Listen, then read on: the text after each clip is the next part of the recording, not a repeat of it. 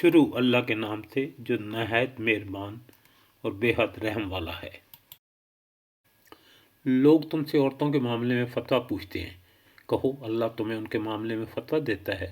اور ساتھ ہی وہ احکام بھی یاد دلاتا ہے جو پہلے سے تم کو اس کتاب میں سنائے جا رہے ہیں، یعنی وہ احکام جو ان یتیم لڑکیوں کے متعلق ہیں جن کے حق تم ادا نہیں کرتے اور جن کے نکاح کرنے سے تم باز رہتے ہو،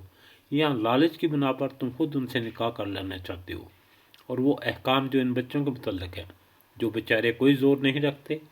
اللہ تمہیں ہدایت کرتا ہے کہ یتیموں کے ساتھ انصاف پر قائم رہو، اور جو بھلائی تم کرو گے وہ اللہ کے علم سے چھپی نہ رہ جائے گی۔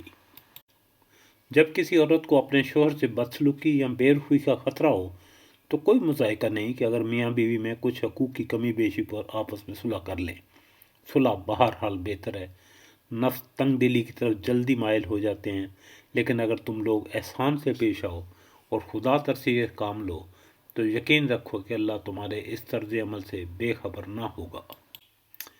بیویوں کے درمیان پورا عدل کرنا تمہارے بس میں نہیں ہے،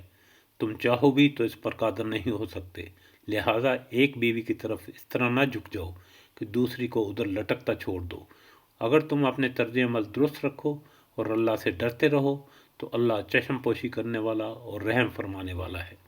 لیکن اگر زوجین ایک دوسرے سے الگ ہو ہی جائیں تو اللہ اپنی وسیع قدرت سے ہر ایک کو دوسرے کی محتاجی سے بے نیاز کر دے گا۔ اللہ کا دامن بہت کشادہ ہے اور وہ دانا و بینا ہے۔